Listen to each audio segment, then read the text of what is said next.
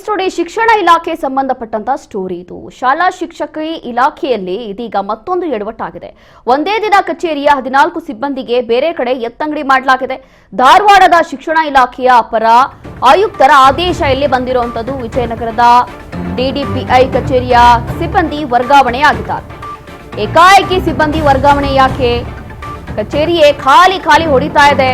ಹಾಗಾಗಿ ಏನಾಗಿರಬಹುದು? ಇಲ್ಲಿರುವಂತಹ ಶಿಕ್ಷಕರು ಅಂತ ಕೆಲಸ ಏನ್ ಮಾಡಿದ್ದಾರೆ ಅಂತ ಗೊತ್ತಿಲ್ಲ. ಆದ್ರೆ ಏಕಾಏಕಿ ಎತ್ತಂಗಡಿ ಮಾಡಿಸಿದ್ದಾರೆ. ಬೇರೆ ಕಡೆ ಅವರನ್ನ ಟ್ರಾನ್ಸ್ಫರ್ ಮಾಡಿದ್ದಾರೆ. ಕಚೇರಿಯೇ ಖಾಲಿ ಹೊಡಿತಾ ಇದೆ.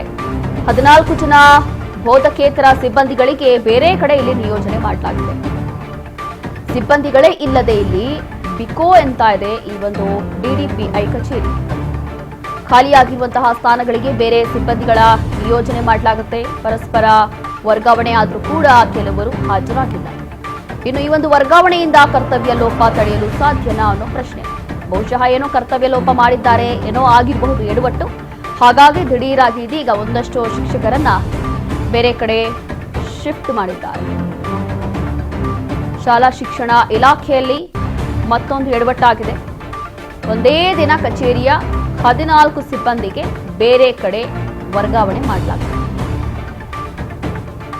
ವಿಜಯನಗರದ ಡಿಡಿಪಿಐ ಕಚೇರಿಯ ಸಿಬ್ಬಂದಿ ವರ್ಗಾವಣೆ ಆಗಿದ್ದಾರೆ. ಈಗ ಸಿಬ್ಬಂದಿಗೆ ಬೇರೆ ಕಡೆಗೆ ಎತ್ತಂಗಡಿ ಮಾಡಿಸಿದ್ದಾರೆ. ಧಾರವಾಡದ ಶಿಕ್ಷಣ ಇಲಾಖೆಯ ಅಪರ ಆಯುಕ್ತರ ಆದೇಶದ ಮೇರೆಗೆ ಈ ಒಂದು ಕೆಲಸ ಆಗಿರುವಂಥದ್ದು. ವಿಜಯನಗರದ ಡಿಡಿಪಿಐ ಕಚೇರಿಯ ಸಿಬ್ಬಂದಿ ವರ್ಗಾವಣೆ, ಏಕಾಏಕಿ ಸಿಬ್ಬಂದಿ ವರ್ಗಾವಣೆ ಮಾಡಲಾಗಿದೆ ಅಂತೆ. ಹಾಗಾದ್ರೆ ಏನಕ್ಕೆ ವರ್ಗಾವಣೆ ಮಾಡಿದ್ರು? 14 ಜನರನ್ನ ಅದರಲ್ಲೂ ಕೂಡ ವರ್ಗಾವಣೆ ಮಾಡಿದ್ದಾರೆ ಅನ್ನೋದಾದ್ರೆ ಇದಕ್ಕೆ ಕಾರಣ ಏನು ಅನ್ನೋ ಪ್ರಶ್ನೆ. ಉಪನಿರ್ದೇಶಕ ಸಾರ್ವಜನಿಕ ಶಿಕ್ಷಣ ಇಲಾಖೆಯಲ್ಲಿ ಕೆಲವು 4-5 ತಿಂಗಳಿಂದ ನಾನು ಭ್ರಷ್ಟಾಚಾರದ ಬಗ್ಗೆ ಧ್ವನಿ ಎತ್ತಾ ಇದ್ದೆ.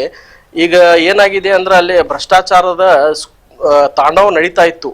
ಅಲ್ಲೇ ಸ್ಕೂಲ್ ಸ್ಯಾಂಕ್ಷನ್ ಪರ್ಮಿಷನ್ ಸಲುವಾಗಿ ಸಾಕಷ್ಟು ಅಮೌಂಟ್ ತಗೊಂಡು ಬಹಳಷ್ಟು ದುರ್ಬಳಕೆ ಆಗಿದ್ದ ಬಗ್ಗೆ ನಾನು ಧಾರವಾಡ ಅಪಾಯ ಆಯುಕ್ತರು ಕಮಿಷನರ್ ಡಾಕ್ಟರ್ ಈಶ್ವರ್ ಉಳ್ಳಾಗಡ್ಡಿ ಅವರಿಗೆ ನಾವು ಲೆಟರ್ ಬರೋದು, ಅವ್ರ ಮುಖಾಂತರ ಬಿಜಾಪುರ ಡಿಡಿಪಿ ಆಫೀಸ್ನಲ್ಲಿ ಒಂದು ಇನ್ವೆಸ್ಟಿಗೇಷನ್ ಮಾಡಿಸ್ಬೇಕಂತೇಳಿ ಒಂದು ಪತ್ರ ಬರೆದಿದ್ದೆ.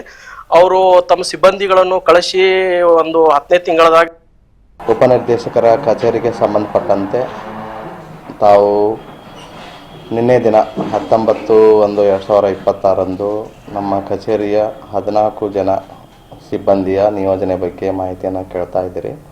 ಇದಕ್ಕೆ ಸಂಬಂಧಪಟ್ಟಂತೆ ನಮ್ಮ ಅಪರ ಆಯುಕ್ತರ ಕಾರ್ಯಾಲಯ ಧಾರವಾಡದಿಂದ 3/10/2025 6/10/2020